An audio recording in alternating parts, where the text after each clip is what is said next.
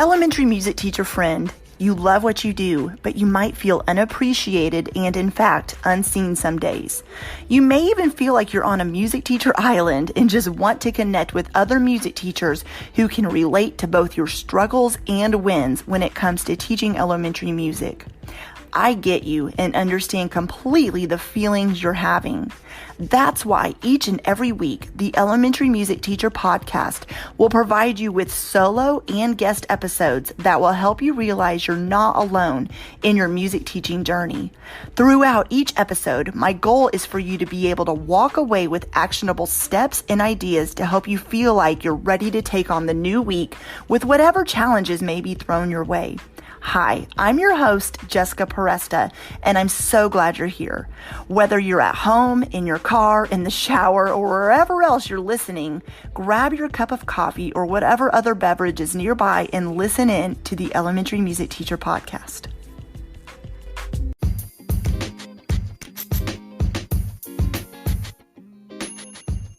Hey, music teacher friend, I am so excited to talk to you today about the third annual Reflect and Renew Challenge just for music teachers. Maybe you've been feeling the overwhelm for real this year. Let's be honest, that is putting it lightly. It has been tough. Then I would love for you to join me at this free challenge where you are going to get to set goals to help spur you forward into the rest of the school year. It's all happening at the end of December, and I'll tell you in a minute how you can join us. But day one is the mid-year reflection. You're going to think back over the last few months of the school year and identify the highs and the lows. You're also going to think about what's worked for your particular teaching situation and what maybe you need to revamp a little bit moving forward. Day two, we're going to look ahead. Looking ahead towards the rest of the school year and focusing on what needs to get done to make it successful. During the school year, things have been turned upside down. Of course, we know that. So we're going to look ahead in order to help you renew your focus and face your new way of teaching in order to give you that spur of confidence and to help you beat that overwhelm moving forward. And day three is all about goal setting. You're going to set some goals and write out action steps to help you meet them. The main goal, of course, is to teach music to your students while helping them be their most creative selves. But you're going to create goals to help you beat the burnout and to help apply these goals to your particular teaching situation because as we know, every single music teacher is in a different teaching situation and at different schools. So during this challenge, you're going to get to watch short yet actionable videos, receive encouragement to spur you forward, and we'll get action steps to apply to your actual teaching situation. It's all going down December 28th through 30th, and it's going to be awesome. To sign up, simply go to subscribepage.com/reflect and renew, or simply click on the link in the show notes. All right, let's continue on with today's episode. Today's episode is a coaching call with a music teacher just like you. In my Harmony membership, I do some one-on-one coaching, and I asked these music teachers, you'll be hearing a few of these episodes coming out within the next few months, if I could share their conversation we had in the hopes that someone listening into this podcast, maybe you can relate to one part of their story or several parts of their story, and the advice I'm sharing with these music teachers, you'll be able to get some advice that you can run with as well. Now, in the coaching calls, I'm also pointing them to different directions of the membership site, the Harmony membership site, where they can go and access different resources or videos or lesson plans to help them in their planning. But even if you're not a Harmony member, you will get so much good wisdom and tips from this episode where you can apply what I'm saying to your curriculum or lesson plans you're using as well. So I hope you are looking forward to listening into this episode as much as I'm excited to share it with you. So let's dive into today's episode with Stephanie Klemetson. This is just your chance to pick my brain for an hour, talk about any questions or things you're wondering about with the school year or whatever else, and then we'll just chat about it and we'll go from there. So I'll just let you talk and I just want to listen, and then we'll just kind of steer this boat in the direction it needs to go. Does that sound good? That sounds great. Okay, cool. All right, Have you so you done just many of these yet, or am I probably you're my doing third one. Yeah. third? Yeah, for Okay. this year. Yeah. Yeah. Okay, yeah. Because I'm feeling like, okay, so I am in this is week 2. I'm in week 2 of school with students. Okay. And And I'm going to take notes so while you talk. So if I'm looking down, that that's sounds why. good. Yeah. And so at this point, this is going to be part coaching, probably also part therapy session, like Okay. this Okay. is Yeah. like the whole thing. Right. Okay, so my background is I'm returning to teaching after 10 years of being away from the Gotcha. so my degree's in music education. I taught K-5 elementary for a couple of years. Most of that time was actually K2. Mm-hmm. And then I transitioned into an admin role at a college, and have been doing like concert tour managing and like event planning for the music department. And Okay. so I'm just now returning to the classroom after 10 years of being away. This came about because my husband and I moved from Iowa to Florida, to this church and school. They were looking for a music director at the church, and they were looking for a music teacher at the school. And those positions were going to be working together to just do the music ministry at the church and school. And so we just kind of took a leap of faith and moved to Florida in June. And I started teaching in a couple weeks ago. So Awesome. that's kind of my backstory. So my all of my anxiety and just like things that I have been thinking about at the beginning of the year is, okay, I haven't taught in 10 years. I'm Mm-hmm. feeling rusty. Not only am I feeling rusty, but I feel like, music education in general, is in a different place Mm-hmm. now than it was 10 years ago when the last time that I was teaching. And so I have, I'm just kind of nervous about that and what it is that I need to learn and update, and how kids have changed in the last Mm-hmm. 10 years and how relating to them now is different. In addition to that, I'm teaching a greater span of levels than I ever have before. I have my youngest students are 2-year-olds, and I Mm. teach all the way up through 8th grade, Okay. every week. And so I'd never taught preschool before. That one I'm feeling okay about because I had taught kindergarten, and I know that preschool is kind of like Mm-hmm. a different world, but it's Yeah. more in my comfort zone on the younger end of things. Yeah. But middle school is a totally new world to me, and it's also a new format for the school too. Before COVID, the 6th through 8th grade students had, I don't remember if it was quarters or semesters of electives Mm-hmm. for their specials classes during their specials classes times. So they did have the opportunity to take a music class if they wanted, or art, or whatever else it was. And those classes were very specialized. So the previous music teacher had done like a quarter on bucket drumming, and so that Mm-hmm. was the course that they signed up for, or instrument, like making your own instruments, things like that. Okay. Um, and so that's what the school had done before COVID. But then when COVID hit, they decided to do away with that, because the way that they were making those electives work, there's only one class per grade level. Okay. So the way that they were making the electives work is that, 6th through 8th, there was a combination of those grade levels within Mm-hmm. those electives. But in order to keep them, just to better manage the COVID protocols, Mm-hmm. they decided to go to, they had a 6th grade class, a 7th grade class, and an 8th grade class, and all of them went to music.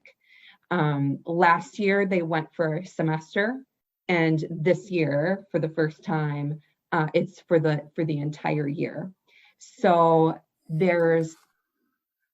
I'm walking into a situation where there really hasn't been, a consistent structure, and certainly not a general music structure. So there haven't been resources surrounding that, or just any kind of like history or like anything to start with. Mm-hmm. So my principal has been really awesome and supportive of kind of whatever it is that I want to do. And so for the middle school piece of it, I got a subscription to the Quaver, Mm-hmm. and I'm using that only in the middle school part. For my elementary, I do have the game plan series, Mm-hmm. which I taught with when I was 10 years ago. I used game plan, and primarily I used that with K through 2, and I really liked it in that grade level. I've done a lot of internet researching and looking on all the Facebook groups and things like that. Mm-hmm. And I've seen many music teachers talk about their just not quite as satisfied with the upper elementary for game Mm-hmm. plan. And Yeah, so I've heard that too. as I've read through those books, I think I get what they're saying, and it can be such a challenge as they grow up too anyway. And so so I'm looking for ideas for upper elementary. I feel really solid, as solid as I can at this point of the year, still feeling rusty. I feel pretty solid on my younger elementary, and I feel like game plan is a really good fit for me and my skills and my philosophy of teaching and where I want to take them. But once I get into like third, fourth grade-ish, that's where I really start to feel really lost. And so that's kind of where I'm at as a teacher. Gotcha. And so when the Harmony membership, when I learned about that, it was something I took to my principal right away, and I was like, can I do this? This is like, I'm the only music teacher here at the school. I'm not really connected to like a wider community of music teachers yet. And so I said, this is a way that I can belong to a professional development community for music teachers that can support me, throughout the entire year. And my principal was like, yeah, let's go for it. Awesome. So, yeah. So I'm really grateful for that. And, I've dug through the first lesson plans for this first month. And it has been, what I have found helpful, the most helpful, is just kind of seeing examples of how the same songs or same activities are used across a number of grade levels. It's not how I had ever taught before, because I had the game plan curriculum. So when I came to first grade, I would just the first grade game plan, and that would be it. And so, but I know it's not sustainable with all of the grade levels I have. And this part of my job is only about maybe 70% of my job. I also have admin duties at the church too, that I'm supposed to be keeping on top of as well.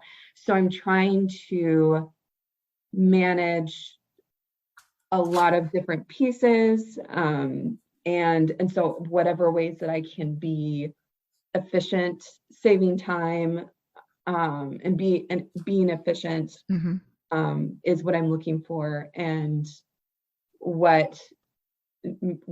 and it was funny at the member call, we were talking about imposter syndrome, where I really feel like my imposter syndrome is right now is my fear that I'm not going to be providing quality education to my music education to my students, and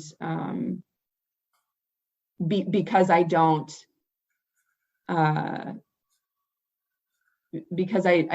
know that I have, or I don't feel like I have maybe the time or to appropriately plan everything that I need to do or get everything accomplished in the time that I have. So those, that's just a little bit.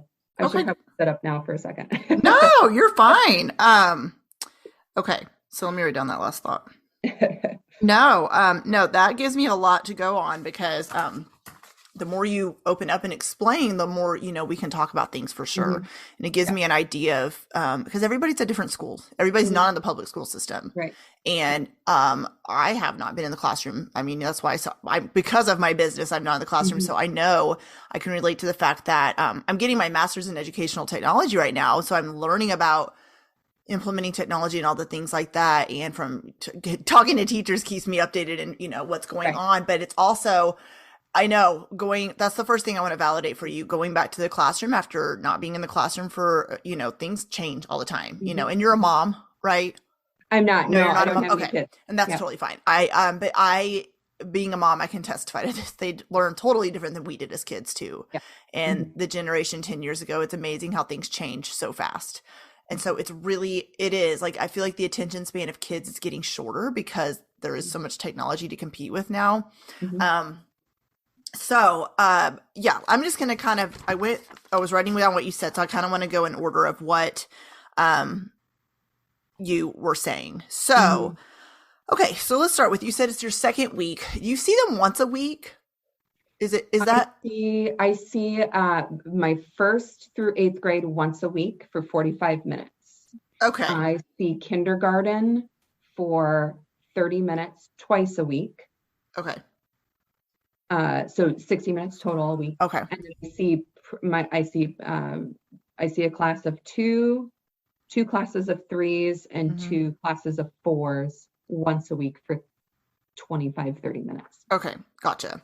Okay. So, let me look down here a little bit. Okay. So when it comes to, I'm going down with what you said. So when it comes to relating to kids being different now than it was, Mhm.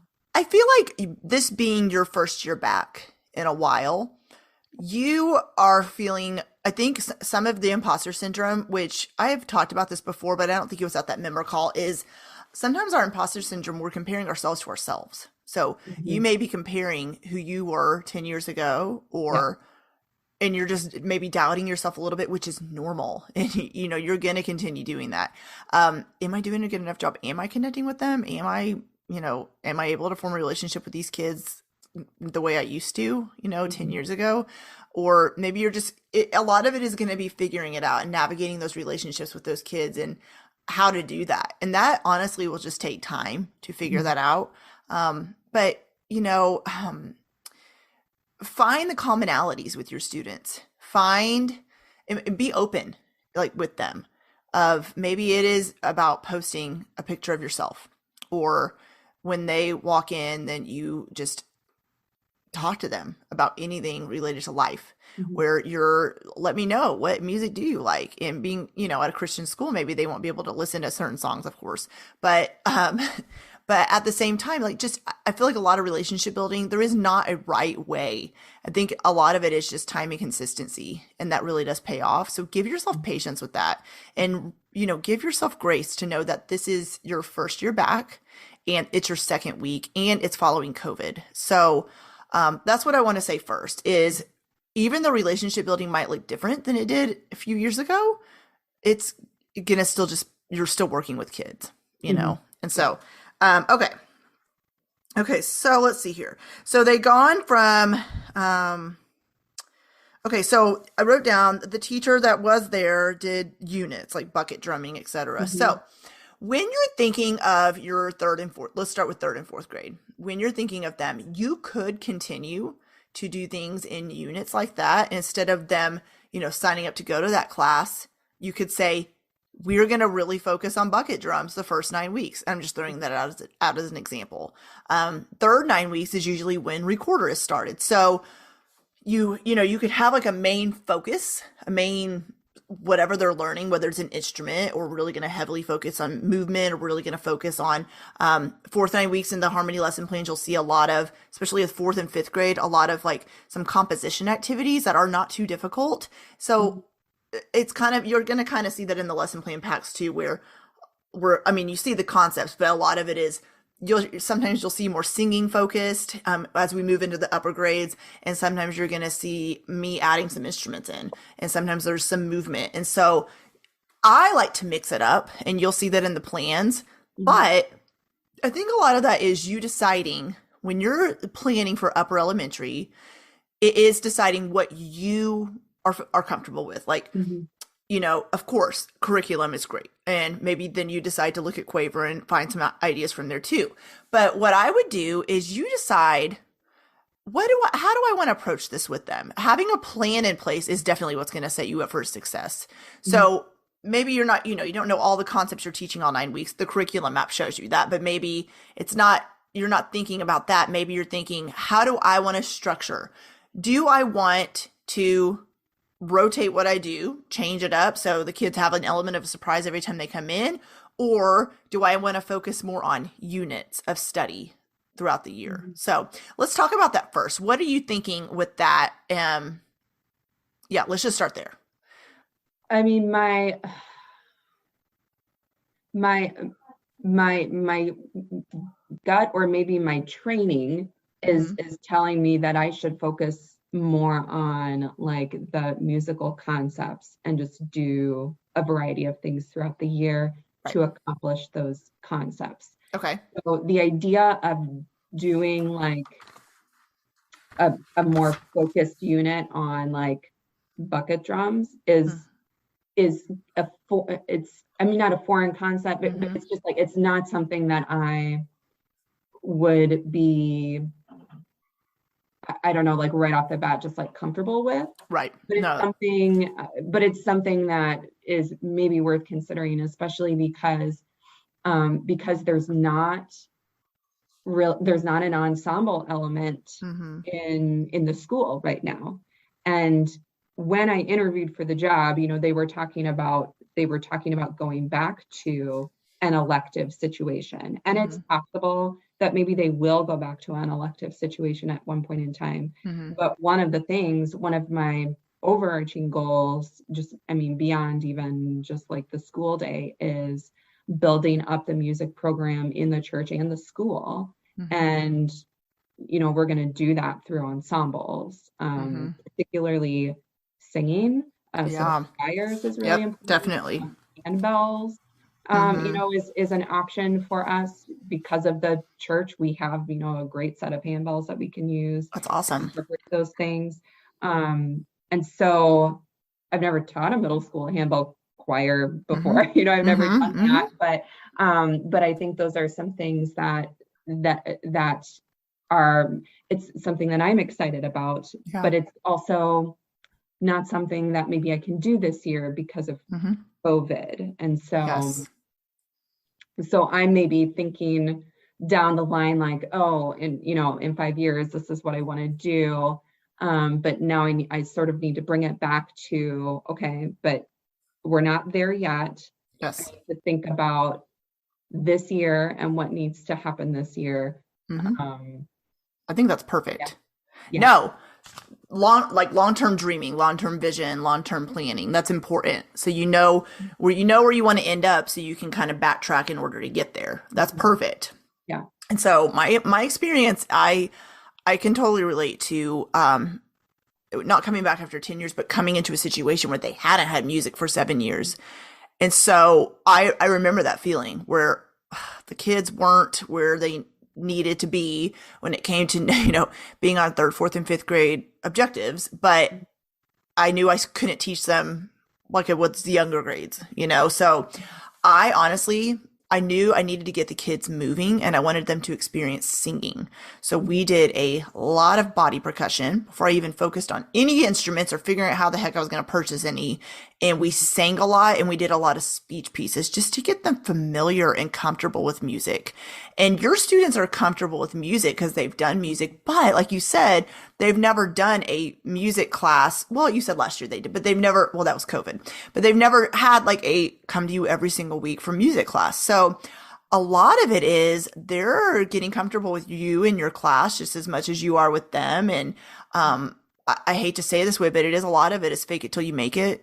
you're, you Mhm. know, Yeah. and even if you're a little nervous about teaching something, third through fifth graders, especially fourth and fifth, for some reason, they can smell fear. They can smell Yeah. like, I remember so many days of being like, oh, I'm totally confident inside. I was like, oh my gosh, they know I don't know what I'm doing. So, but if you act excited about whatever you've planned and you're just so excited about it, you're going to have pushback from certain kids. Of course, you always will, but there's going to be some of them that you get buy-in from because they can, they're like, oh my gosh, she's so excited about this. So yes, that is my advice, is to focus on the concepts you're wanting to teach.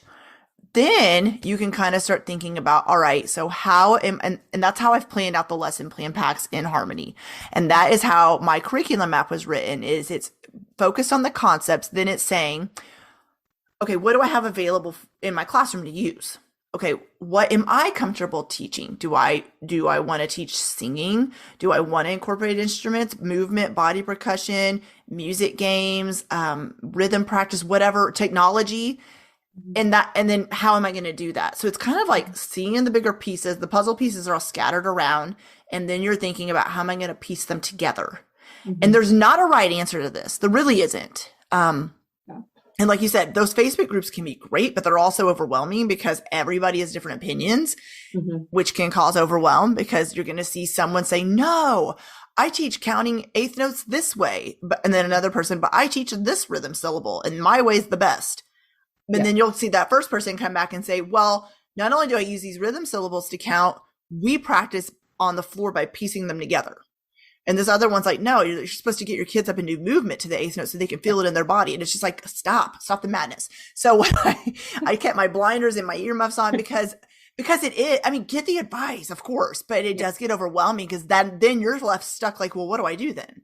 So I want you, let's strategize on that a little bit. And that's going to help you kind of get unstuck with like these thoughts swirling in your head. So I want us to write down some ideas of, what do you like? Let's talk about your musical background, because I think that plays a huge role into who we are as teachers. Like, I'm a pianist. I am not a natural born singer. Can I carry a tune? Yes. That is totally out of my comfort zone. So ironically, becoming an elementary music teacher, which is the majority of your day, and I'm like, oh my gosh, like, so recorders, drums, I mean, anything I could do with bodies and instruments was my jam. And then when it came down to singing, it took and that's where the part I had to fake it, because I was like, they can tell I hate this. And then eventually I ended up loving it. But I took one vocal lesson in college total, like one semester vocal lessons. The rest was all piano and clarinet. So it was like, what? So let's talk about you. Like, what is your musical background? What do you enjoy? How do you enjoy making music? And let's start there. So I am a singer, and my piano skills are quite poor. Okay. So when I was in student teaching, I student taught in elementary and I student taught in high school, and in a high school choir classroom. And so struggled in the choir classroom in high school because of my poor piano skills, but learned through that experience that, especially in a choral context, something that worked well for me was to not use the piano, not use any accompaniment at all, because that really helped to train my students' ears. They were able to sing on pitch better because they did not have the piano or any accompaniment as a crutch. And they also became more confident singers because it was just their voice. And so that has become pretty foundational to my approach as an educator. And that singing is very important. Also, one of the reasons I'm here, the reason that I'm back in teaching, is because of my desire to be a part of the church ministry. And so my desire is to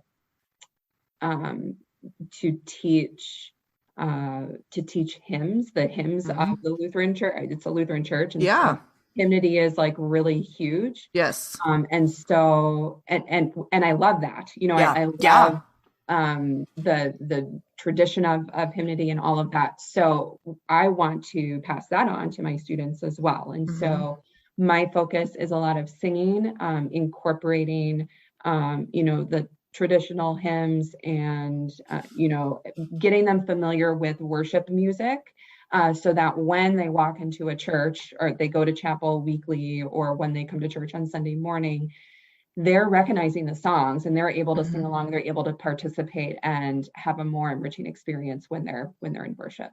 Okay. So Awesome. that's Okay. why I'm here. That's why Yeah. I left my job in admin, which I also really loved and enjoyed, but this is the opportunity to be a part of that ministry team. Perfect. Worship's a huge part of my life too. I don't know. I don't talk about that a lot in Harmony, but I play keys for my church, and yes, so I agree with that wholeheartedly. And that is the tough thing about teaching in a public school is, I had a lot of kiddos that went to church and they knew I did, but we weren't allowed to talk about it. And so it was exactly. We talked about that, but I couldn't really talk about, but I would have students ask me to pray for them, and I would, because I had a mentor teacher tell me that. She's like, if the students ask you to, but you can't initiate it. And I'm like, this is so messed up. But anyways, they knew I was praying for them behind the scenes. They knew. Okay. So I want to ask you this. Let's go here. So when the last 2 weeks, give me an idea of what you have been doing. Let's just say third grade. What, like, even yesterday and Monday, what have you done with third grade? What have you, from getting a sense of your students, from kind of just visually assessing them, how have they received what you've been teaching?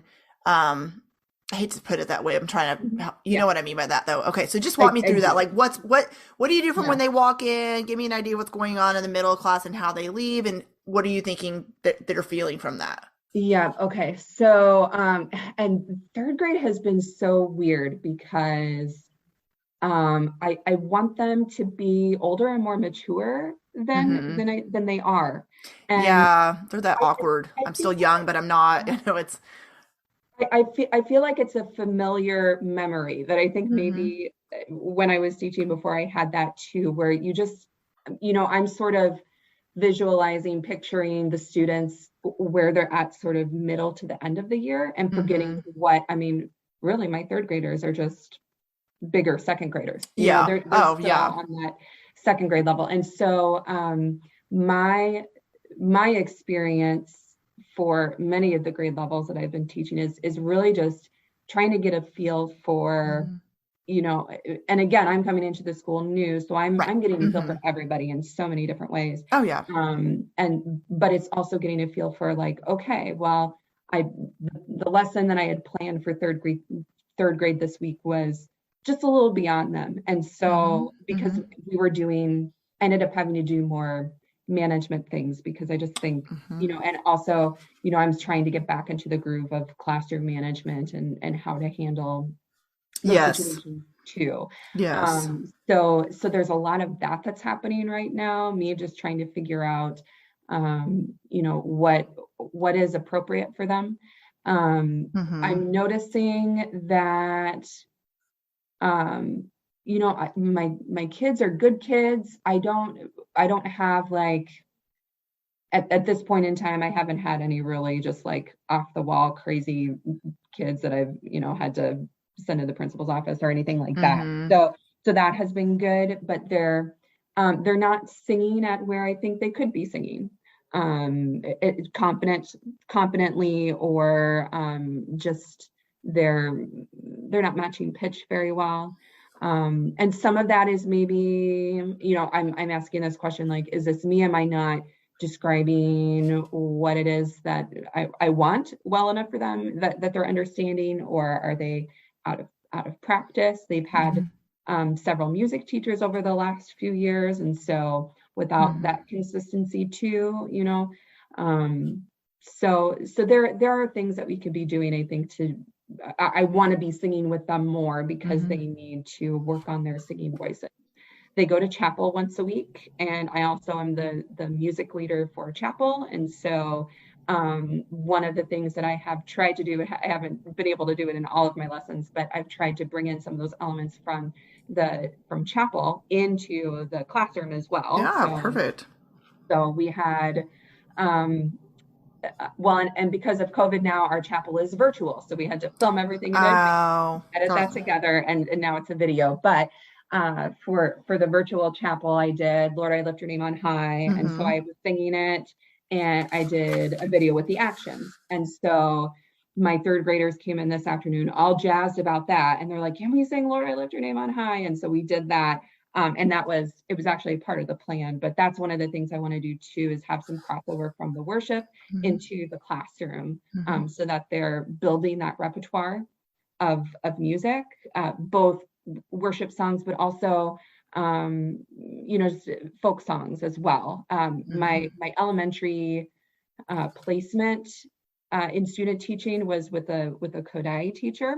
Yeah, me too. And Kodai is definitely for me. As a singer, Kodai is where it's at. And game playing, it feels more like an orff approach, and I like that too. But I always wanted to add more songs and singing games than were in that curriculum. So I'm often supplementing there as well. So awesome. What was the question? Oh, I just said, give me an idea of what you've been doing with we just picked a grade. We said third grade the last 2 weeks. Like, what are they doing? And you're giving me an idea of that. But so we're doing some of that. I tried to do some like get to know you, some kind of name game thing. I've only had a couple of classes with them, but we did repeat a couple of name game activities from one week to the next, which was good, because then they're like, oh, I know that song and I can sing it stronger this time, and gives them some success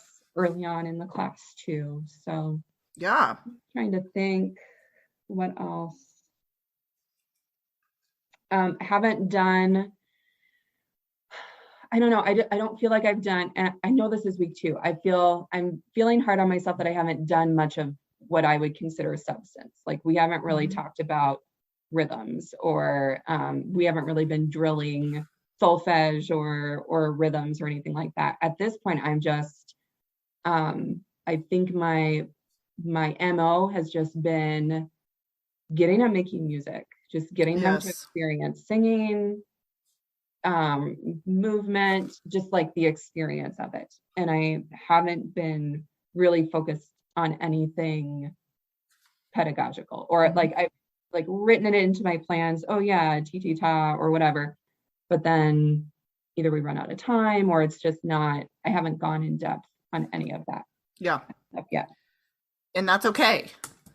Because the first couple weeks of school, especially at a new school, it's going to be, like you said just now, a lot of it is, okay, I planned this for third grade, but it seemed like it was over their head. Okay, I realized I need to go over classroom management and expectations more. I wanted to do this, but then I realized they're not ready for it, or I didn't have time. And that is part of it. It really is. So I want you to know that you're not alone in that. It is definitely a lot of, like I said earlier, it's a lot of moving parts and finding the right pieces that fit together. And that honestly comes by just getting in there and doing it. And you are. And so don't say, or even if you're looking at the harmony plans, or you're looking at game plan and you're like, they said my students should do this on week 3, and you're still on the week 1 concepts. And even if you get to the end of the 9 weeks and you've only covered maybe 4 of the concepts listed out of 7, that's okay. It's okay. Because there is no behind. There really isn't. And your students, as long as they're making music with you, that is the goal, and to get them to love music. Okay, so you being a singer and your students liking to sing and you wanting them to develop into singers, I think is great. And you already identify with the Kodai method. You really want your students to develop a sense of singing. And I love the crossover between chapel and the classroom. I think there's a lot that you could do there with that for sure. And so how long are your class periods? I know you said once a week. Did you say that part? 45 minutes. Okay. Mostly 45 minutes once a week. Did you see the 45-minute class period breakdown I have in the Harmony lesson plan pack? Okay, no worries. I'm going to share my screen because I want to show you that. And this might give you like a framework to go by. Let me open, I'm going to close this tab out real quick. Okay. Because I created this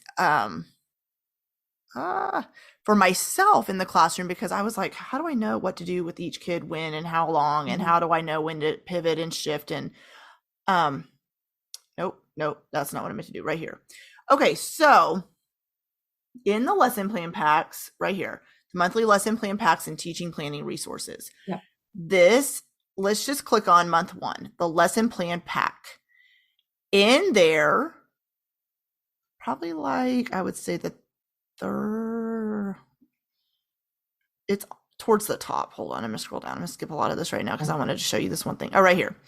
In each lesson plan pack, there's a 45-minute class period breakdown.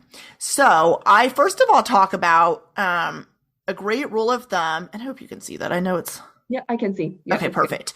A great rule of thumb is when you think of the age of your kids, and I had someone mentor me and tell me this one time, and it really was like, wow, like I didn't really think about it. So with 3rd grade, they're what? I should know this because I have. Okay, so my 9-year-old's in 4th grade. So they would be 8 and 9. 9. So you would change up what you're doing every 8 to 9 minutes. That doesn't mean have that many songs prepared. Okay. So we're going to break this down thinking about your classroom. So we're focusing on 3rd grade just because we picked a random grade to talk about. So when they come in, and I'm just giving this as an example, but you can do anything, just anything, any starting the class period activity you want to do. You already mentioned they wanted to do Lord, I Lift Your Name on High. That it can be counted as a vocal warm-up. So I would say don't spend more than 2 minutes on that unless you're also using it during your class time to teach maybe an extra verse, or let's add something to it, or I want to teach you the solfege signs, or I want to add instruments to it, or whatever like that, right? So, but for warming up our voices or warming up our bodies, that's just, a general rule of thumb for any grade levels, 2 minutes. So notice I give like 5 to 10, 15 to 20, because it depends on the ages of the kiddos. This is just a general guideline to go by, because I've been asked that question a lot, like, how do I know what to do? And so I was like, here's just an idea. So then you can start class off by reviewing a song or activity learned the last time. So if you taught Lord, I Lift Your Name on High, then when they come back in, they can, maybe you do something else, just like a mommy made me mash my M&Ms. I'm thinking of something simple. And then that is the song you're reviewing.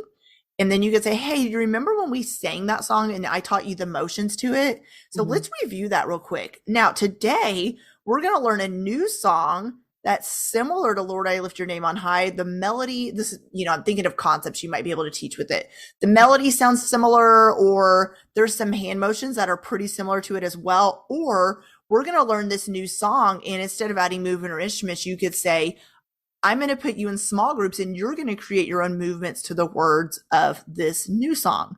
Just an idea I'm throwing out. Or this would be the perfect opportunity to spend on movement or instruments. Then you can move on to a music game or another activity you have planned. But my main thing here is just kind of seeing that class time is moving along. It is moving along, and that does take time to figure out. Yes. Where you notice, and I'm not saying you have, but where you'll notice you will lose kids is if you're spending, I'm talking about myself. So I lost my students when I would spend too much time on instruction. Instead of sitting there, I would sit there and say, here's the song I'm going to teach you today. Here's the words. It has this many verses and there's a chorus. And then look up here, there's an A section. And then over here, the melody goes higher and lower. And they're like, I don't know, I had some in the back spinning in circles. Then I realized I can teach that stuff, but I'm going to teach it as we go. We're going to sing a little bit. And then I'm going to stop and say, hey, let's talk about that. What did we just do? Now I want you to sing with me again. We're going to follow the melody with our hands. So they're experiencing it, not just sitting on the floor listening to me point out whatever's going on.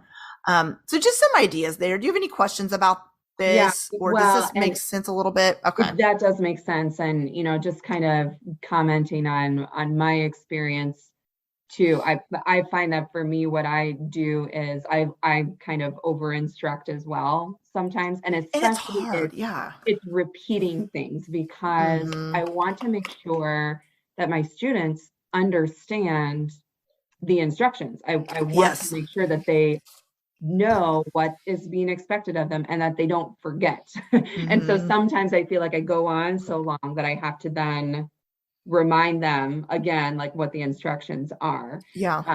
So learning to cut that down or to take things in smaller chunks so that there isn't as much instruction time in between. Yeah, let me show Um, you. Okay, let me just show you since I already have this open. Let's just go to um okay. So for this song, which came out blurry and I apologize, but if I'm mhm, teaching this song called Welcome, Welcome, I mhm, may not even start by saying, today we're going to learn a new song. It's called Welcome, Welcome. And we're mhm, going to sing it. We may add movement to it, and there's melody in it. And maybe you remember that there are D's and G's in here, but mhm, we're not going to talk about that yet. But then, no, by then I've already lost half of my class and they're like right. looking at the ceiling. So here's how I would start this. Mhm, Um, I would just start singing it. And then mhm, they're going to look at you like, what's she doing? Right? mhm, And of course, now I can remember the melody. Welcome, well, that's not, I need a piano. Welcome, welcome, everybody. Welcome. Well, that's probably not the right melody. Welcome, everybody here. There we go. Something like that. And then, so you just start singing it for them. And maybe you only sing line one, and then you're going to have them all looking at you. You're like, your turn. Echo after me. mhm, Welcome, welcome, welcome, welcome, mhm, everybody, welcome. Da, da, da, da, da. And by then, you have not even explained a single thing. You haven't talked about a concept. You haven't stopped mhm, to ask questions. But what you've done is you've gotten their attention and you've mhm, sang, they've echo sang after you. You maybe sing the whole song and then you go back and say, my turn, your turn. Then you say, all right, here's why we're learning this song. We're going to do a steady beat. I want you to pat your legs. Who can remind me as they're patting their legs? Who can remind me what's a mhm, steady beat? Does anybody here mhm. know what a steady beat is? And they're already engaged. Their hands are already moving on their Right. legs. So I'm just giving you an example of how, you kind of just keep it moving. Right. And that definitely takes time. Yeah. Do you have, Yeah. or have you ever done in the past like a welcome song that was just like you always started class with the welcome song or Mm-hmm. ended class with an ending song? Did you ever Mm-hmm. do that? Yes. So it depends on what you're doing. For so Okay. sometimes okay, sometimes I'll start class with maybe I would start class by reading a book. And I Mhm. kind of think it depends on what your students, you can kind of tell when they come to you. Am I Right. going to be able to do a lot of movement stuff or maybe not? Sometimes I would start by one of the culture of the month. I would say, okay, we're going to really focus on Europe. So maybe I'm not going to get through the whole continent, obviously, but we're going to just start by like just doing some free movement to a European song, or Mhm, maybe one of the composers that you really want them to just listen to and move to as they come in the room. mhm, Or I may have a song I've already taught the students, and that's what we warm up to because it's already mhm. familiar. It's a Right. chapel song they already know, and that's what you warm up to. But also, I think I put them in here. Let me scroll down. It might be down here for some reason. Okay, it's on week 2 for some reason, but this is one I love. I don't know if you've heard of the Yeah. Body Rondo book by Jim Solomon. This is one that I have a video of this somewhere, and of course now I don't know where it I don't is. remember if I put that into a lesson plan and I didn't get to it or if it's for No, week that's 3. But I've looked at this one and said this would be a good one. Especially, yeah. oh, do you know what? I think I had it planned for my 5th graders and both of my 5th grade classes are in quarantine. Oh So I didn't no. have them this week. Oh Yeah, week no. 2 we have 4 classes that are out. So Oh I have gosh. a class of 2nd graders that I haven't met yet. Oh my I will get to gosh. meet them on week 3. So Oh geez. Okay. yeah, So it definitely depends. You can have songs planned for warm-ups. You could yeah, have a whole book of different warm-up activities you do, just like you would in choir. You can yeah. have sometimes where you do a quick warm-up, sometimes you warm up to a song, sometimes you want the kids to warm up by moving their body instead of a song. For me, it's about looking at what you're teaching that day. Mhm. If it is, which every class they'll be singing, but if you know you're going to be doing a lot more singing or you're starting the first activity, they're just starting singing right away, do a vocal warm up, review a song. If you know you're going to be going into doing a lot of movement, or Right. you could do warm up their voices and bodies at the same time. Mhm. So, does that help answer your question? Yeah, yeah. Okay, cool. All right, so let's. So when I wrote down you enjoy singing, and so I really truly believe that what you are comfortable doing and what you enjoy doing, your students will feed off of that. And so Mhm. if you see teachers posting about they love doing a lot of movement or they love doing a lot of instruments and whatever else, or they have a whole keyboard lab in their classroom, you your students don't know that. They don't know what they don't know. Okay, so they don't know that there's a teacher over here with a full entire Orff instrument for every single child that comes in their classroom, because you get to do things the way you want to do it too, because you're you. So when you're thinking about planning for those older students, that's what I would do. Say, I love singing. And if I love singing, I want my students to love singing. And we're also going to do other things as well. But I want the focus of my classroom to get these kids singing, which should be the focus of any music room for sure. Okay. So I wrote down also about classroom management. So we talked a little bit about planning, but we kind of glanced over that. When it comes to planning, let's talk about that first. When it comes to planning, yes, you have the harmony plans, but I feel like a lot of it does come by focusing on the concepts, looking at the curriculum map and saying, okay, what concepts or what objectives am I going to be focused on this week or the next 2 weeks or the next few weeks? Then you say, I obviously can't use every song and activity, but what do I want to use? What am I teaching in chapel? How can I cross that into my classroom? What other things can I put in here that I know the students would enjoy? And how can I mix it up so they're singing and doing other things as well? That is exactly how I would go about that. Yeah. Okay, cool. That makes sense. So classroom management, let's talk about that. Where do you feel like it's just the beginning of the school year, and so you're just kind of trying to figure that out? You said you don't have any major behavior problems. Do you have questions around? I don't have my my behavior issue is with one kid, and it's not even really that major. I think Okay. it's just like a normal thing, but it's oh my God, this I have a kindergartner who just does not want to engage, or like kind of like a passive resistance kind of thing. If everyone's sitting crisscross applesauce, I'm going to have my feet out in front of me. If we are, playing an instrument, I'm going to lie on the floor and spin around in circles. And my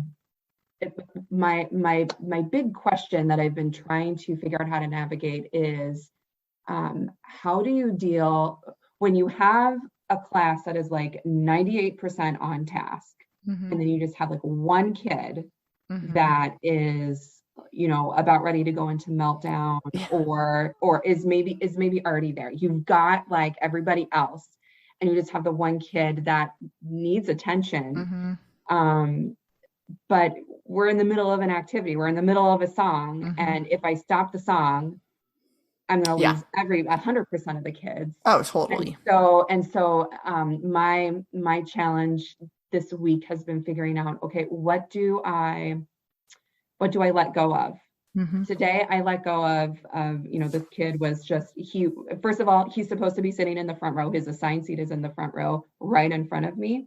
It was a happy accident, but that's where he needs to be. Oh, right, totally. Yeah, definitely. Happy accident though.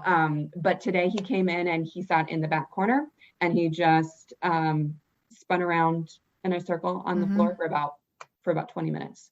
And I just let it go. He wasn't bothering anybody else.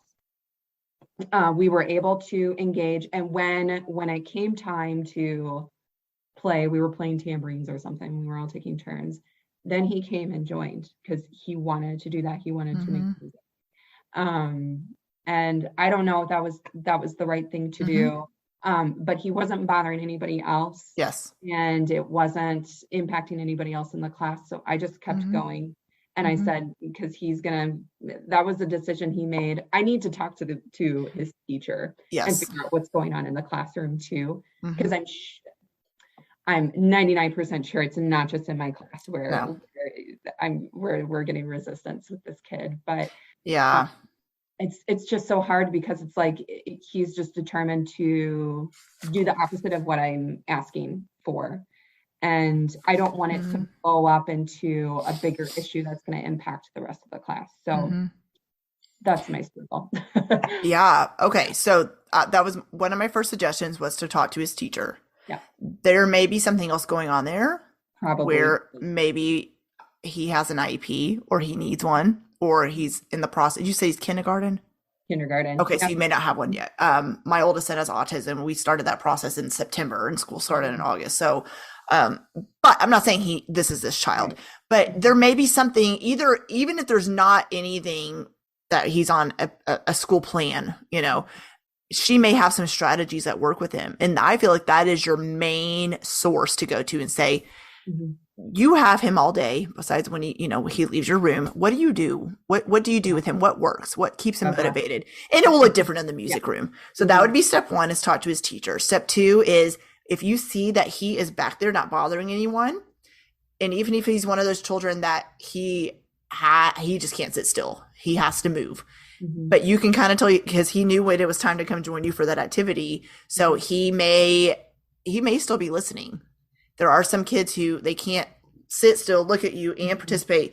Some of them, especially with sensory stuff or whatever's going on, if he needs to be about there moving his body and he's not bothering anyone, a lot of music teachers I know do like calm corners or whatever they call them anyways.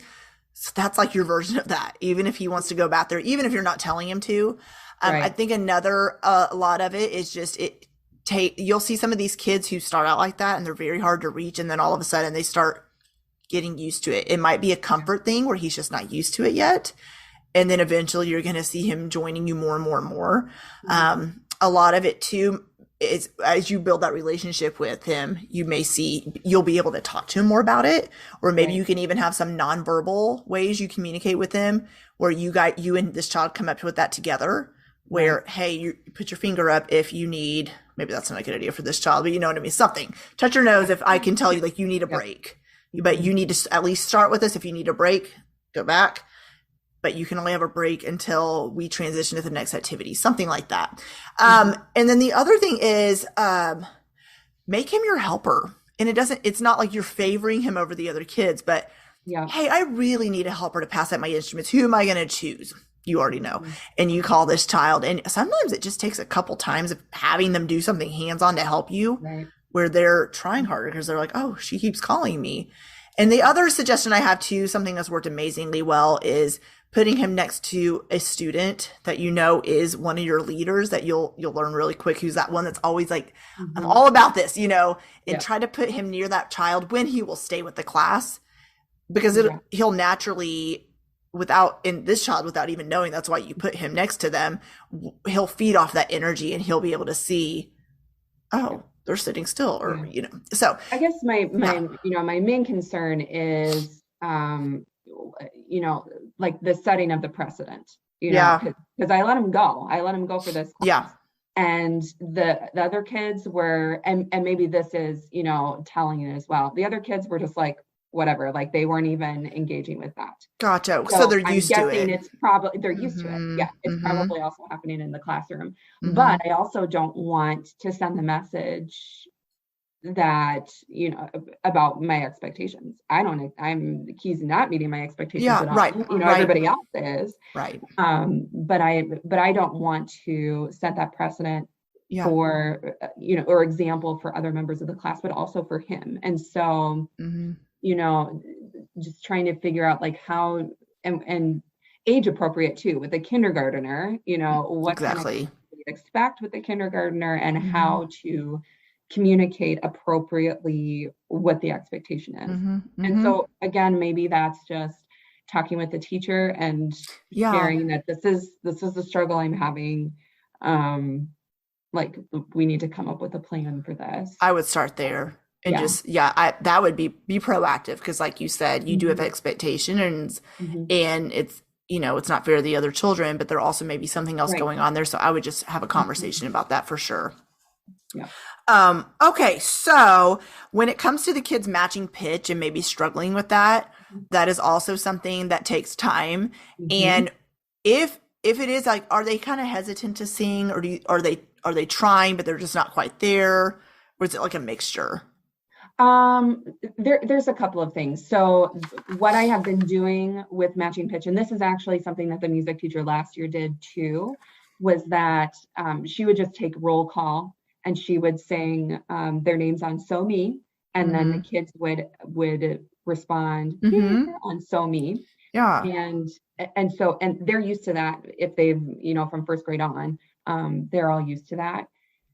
And what I've found is that about at week 1, week 2, there's about a quarter of the class that is actually doing that, the hear. There are a few that are trying and don't quite match pitch. And then there are some that just say here or present, instead of Right. Yeah. singing. And so far I haven't done any correction because at this point I'm not assessing. Like at this point I'm Gotcha. just like saying like, Mm-hmm. this is, this is the procedure, this is what we're going to do when you come to music class, we're going to take roll and this is how we're going to do it. And so I haven't gotten into that too much. And I also I want to be very careful about the way that I do that instruction so that I'm not like discouraging them from trying again in the Right. future, Right. because we all know how sensitive that we all are with our voices. Oh, And yeah. so I just want to be very careful about that and Mm-hmm. making sure that they're not ever scared to Mm-hmm. try to sing. Mm-hmm. So Yeah, just keep yeah. encouraging them Hmm. and you just keep trying and remembering it's the beginning of the school year and it Hmm. will get better. They're going to be more Yeah. confident in their Hmm. singing. Do a lot of whole class singing games.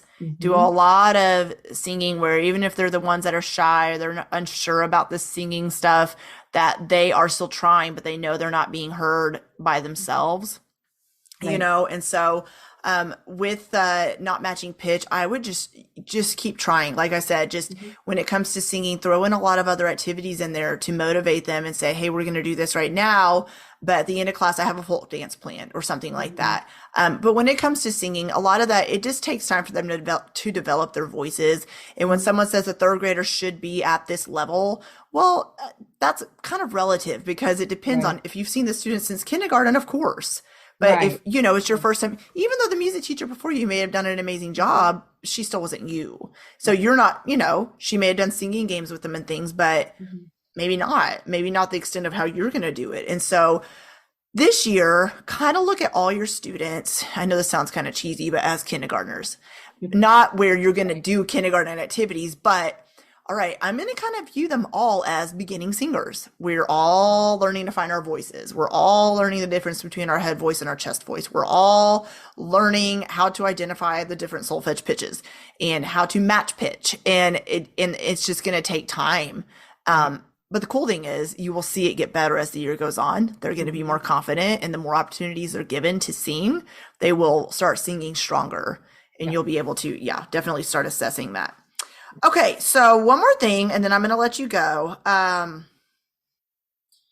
Let's see. Okay, so I wrote down when you do name, like you said, the game activity. Is it okay to review stuff? Oh, absolutely. You can review things a million times in a row, and Yeah. kids will not, if they're going to always ask you to do things. So yes. Hmm. And then we already talked about this, but you said kind of hard on yourself for not being further ahead. And I want you to let that go because we just talked about that earlier too, Yeah. because this is give yourself some grace. Hmm. You're going to do an amazing job. And it's okay if it doesn't go the way in your head you thought it would, Hmm. because it's different when you're planning on paper and you're typing out ideas and you're buying curriculum and things. It's different when you actually get those students in front of you. Then you're like, wait a minute, this is not how in my head I thought it was going to Yeah. go. I thought I'd be able to go faster with them, or we'd be able to do these things, and Hmm. so you can get hard on yourself because you can think well, what if, or I thought I was supposed to, or this isn't how it should be, Hmm. but you Right. didn't see your Right. kids yet. Okay, so I want to encourage you with that you are doing a great job, and a lot of it is the discouragement a lot of times can come from you being too hard on yourself, but also from seeing what others are doing with kiddos the same ages. Hmm. But they're not you, and they don't have the same experience as you, and they have maybe seen their students for 7 years. Who knows? So do you have anything else Right. before we go? Is it too late to sign up for an accountability group? No, in fact, I had another member ask, and so I'm going to put you two together. Let me write that down though. And I'll put someone else in your group. I might move because there's one group that has 5 people. So if I put Okay. you, this other person, and someone else, it would be 3. Um, I know I can't remember who asked me that. I'm going to go back and look and I'll put you guys together. And so, yeah, definitely. Cool. Are there transcripts of your podcasts? Do you have transcripts? No.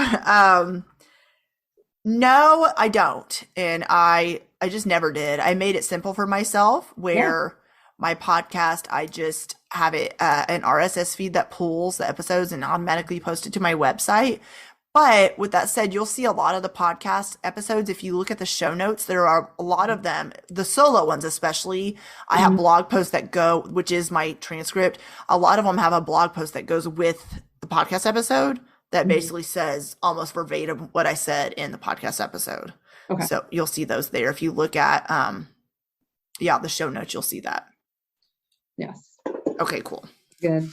And then I guess kind of my final question is, or this is a big question, so, but maybe just a direction would be helpful. Yeah. And actually, I don't even know if I can elaborate on this now, but I wrote down what should be my focus for professional development this Okay. year and how should I go about that? That's a really big question. And I think Yeah. I just had like everything swirling around in my head. And Yes. there are many things that I want to do better. Mhm. We've talked about a lot of those things, Mhm. but even like focusing on like one achievable goal, Mhm. for my professional development this year and like how to prioritize that and how to Mhm. pick what it is that I need to work on the most or Yeah. have the passion to work on the most. I mean, those are also probably two different things as well. Yeah. So Yeah, I think any that advice you have on that? yeah, I think that just comes from kind of sitting down and brain dumping. Mhm. Where am I struggling? Or what would I like more training on? Or you've mentioned Kadai. That might be a great place to start for you is maybe you're not ready to take a levels course, but there are a lot of Kadai workshops. Like not even like one day, but I mean on their I would look at their website. Honestly, that would be a good place to start for you since you've mentioned you love Kadai approach. And I know they probably have some workshops that have been recorded that are great. Mhm. Um, the National Association for Music Ed has a lot of webinars that, if you're a member there, they have already recorded them and put them there too. So, what I would do, how I've always determined what I want to take for professional development, I can't say that word, for professional development, good grief, is it is like a lot of it is just writing down what do I need? Like, what do I need? What do I want? What do I need help in? Some of it will be a natural thing. You might just see a professional development opportunity offered in your area Right. where someone maybe, even in a neighboring town is offering a 1-day PD opportunity for music teachers. And you're like, oh, wow. Okay. Well, I didn't even really think about signing up for this, but I'm going to do that. A lot of that is how it happens. A lot of it is just researching virtual workshops for lesson planning or whatever. Or then type in Kadai workshops. And there's a ton of virtual ones as well for that. Mm-hmm. So I would just take the time to sit down and write, I need more help or training with these things. And then you can even come in the Harmony Facebook group and ask other members as well, hey, who's taken a training or a PD opportunity for this particular thing? And where can I find out more about it? And that's how I would go about that. Okay. But yeah, it'll come to you. And it just, honestly, that's so hard because it's like there's so much offered and it's like, how do I know what to do when? It's crazy. But yeah, I would also, usually in the summer, like I just presented at the F Flat Books Summit. I don't know if you've heard of them. Basically it's a website that hosts ebooks. And so they just had a 2-day summit where it was a summit there was a lot of different presentations and presenters. The International Music Ed Summit, I've presented at that as well. It's the same thing. So if you ever see something that comes up that says, and they're all virtual, it says virtual summit, that means there's going to be a lot of different presentations about various topics by different presenters. Those are great because it's not just having to pick, I don't want to just pick one topic. Those are super great because you'll see a lot of different topics and some of them you're not going to need or they won't relate to you. And some of them will. And so, and I'm sure there'll be some coming up in the winter. And if I hear of anything, I'll definitely send it your way. Awesome. Okay, cool. Well, let me know if you need anything that you can think of after we get off. And yeah, have a great day. Thank you. Yeah. Thanks so much for the time. You're so welcome. All right. Well, have a good day. I'll see you Yes, soon. you too. Take All care. right. Bye. Bye-bye. Well, hey there. Thank you so much for listening into the Elementary Music Teacher podcast. There is an exclusive Facebook group just for listeners of this podcast and any elementary music teacher called the Elementary Music Teacher Community Facebook group. Come on over and join us there where we have conversations around the podcast episodes and encourage each other each and every week. And also head to my website, thedomesticmusician.com. I have some free resources there that you can download to help you gain traction in your classroom today, as well as the blog and the membership site and all kinds of other goodies to help you keep going in your music teaching journey. I cannot wait to keep connecting with you and encouraging you and spurring you on in your journey of teaching elementary music. Hang in there, have an amazing week, and I will see you soon.